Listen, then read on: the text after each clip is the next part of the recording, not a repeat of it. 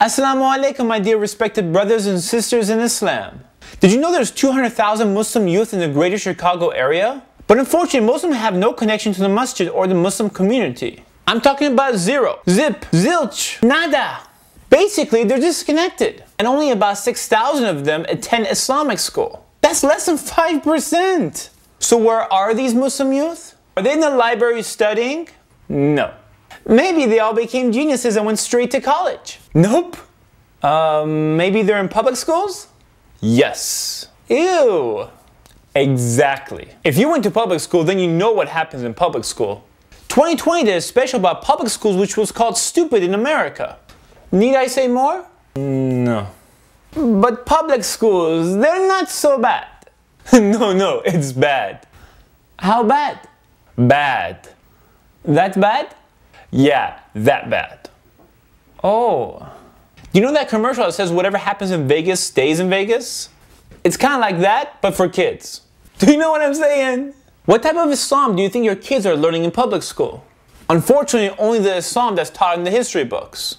You know, that's usually where the Muslims are painted as the bad guys. Add that to the pressures of sex and drugs in school. Combine that with a bunch of youth struggling through identity crisis, while at the same time being surrounded with haram temptations. No wonder so many non-Muslims send their kids to private schools. Did you know 50% of Christian kids get some form of Christian education? And 4 out of every 5 Jewish kids get some form of Jewish education? So what happens to a large majority of Muslims who don't get any Islamic education? They get lost with no directions. So why aren't the Muslim kids here in Chicago in Islamic schools? Because they just don't want to be here. In other words, as soon as these kids are old enough to say no to their parents, they're out. In other words, it's see you later, alligator, adios amigos, sayonara, and goodbye. Mwah! But why? Excellent question. So let's get some answers. So we asked numerous young Muslims about their weekend school experience, and this is what they had to say. One young female student said when she's at the weekend school, she feels like opening the window and jumping out. Mind you, she's on the 2nd floor. This is bad. Another person said, each weekend she and her sister would hide in the car to avoid to go to Islamic school. Eventually their parents stopped sending them to Islamic school. Apparently the car was the last place they would look, because why would the kids hide in the car? They want to go in the car because if they get in the car, then they're going to Islamic school. People! This is pathetic. I can go on, but I think you get the picture. This is starting to sound like more like avoiding prison than avoiding Islamic school. So you're sitting there wondering why my kids don't like Islamic school. Another excellent question. So here are the answers. It's intimidating and morbid. You kids are bad. Shh. Excuse me? What? Yeah. I was wondering, can we talk about paradise as for a change? Silence! You kids are bad. You need to learn about Jahannam and burning in the hellfire. Jahannam. Instead of talking about only Allah subhanahu wa ta'ala's punishment, talk about His mercy and His forgiveness. Because Allah subhanahu wa ta'ala's mercy excels His wrath. Also, if the word of the day is always haram, then what kind of message do you think you're giving the kids about Islam? Don't get me wrong. If they're doing something wrong in Islam, correct it, but do it in a nice way. This isn't haram weekend school. This is Islamic weekend school. Big difference. And the Prophet ﷺ used to smile. So smile. Yeah, kind of like that. Maybe that's just a little bit too much.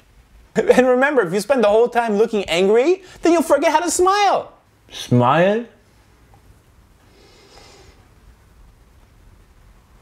Kind of like that. The lessons are not relevant to our current cultural context. Crush? What do you mean you have crush? What is crush? There's no crushing people in Islam. Islam is peace. Not pieces, peace. Okay, I'm gonna basically tell you the truth. Since I'm some random guy on the internet and no one knows, no one's gonna take this personally. You and your students have a disconnection. In other words, your students are not being raised in the middle of the East. They are being raised in the middle of America. And as you know, America is filled with so many obstacles for Muslim youth who are trying to do good. They're constantly bombarded with pressures of dating, drugs, dancing, alcohol, pop culture. They're surrounded. As teachers, we need to relate to the youth by covering issues that relate to them. The curriculum is weak. As kids like to say, it's boring. It's boring. It's time to revitalize our weekend school program. Let us adopt innovative, engaging methods. Let us use creative and artistic means of delivering Islam to the hearts of the young. Look, I'm not here to criticize you. You're all smart teachers. And the reason you're sitting in the chairs you are is because this administration thinks you can do it. With a little creativity and effort, we can make a huge difference. You can make a huge difference. Now you're asking yourself, who is this guy? They brought this guy, put the video on, they said some flyers, like, oh, we have a video presentation for you. Who is this guy? Is he even a teacher? He's not a teacher, is he? Is he a teacher? He's a teacher? You're a teacher? Yes, a long time ago, I used to be a teacher. Yeah, a real teacher. You? A teacher? But you look so young. Why, thank you. I taught both in Islamic and un-Islamic schools. Un-Islamic? That's not even a word. It doesn't matter, I'm a teacher, I can make up words.